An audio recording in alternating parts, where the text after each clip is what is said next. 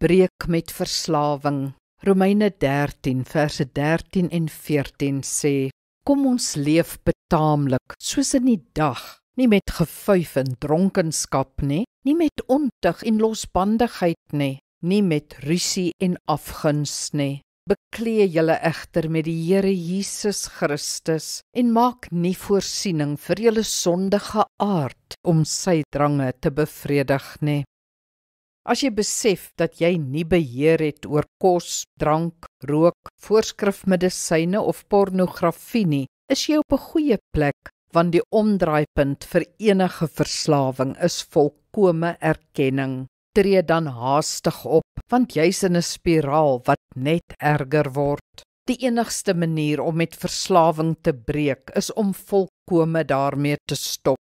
'n Afskaalbenadering werk nie. Sien dan die onttrekking deur met behulp van goeie inligting, 'n kontakvernoot en 'n steungroep.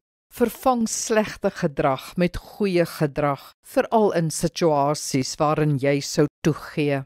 Kry die hulp in van jou lewensmaat en vriende, sodat hulle jou gedrag nie onbewustelik fasiliteer nie. Steun aktief op die Here. As jy terugval, aanvaar dat dit gebeur en gaan dadelik weer aan met jou program. As jy swaar verslaaf is, benodig jy waarskynlik formele rehabilitasie.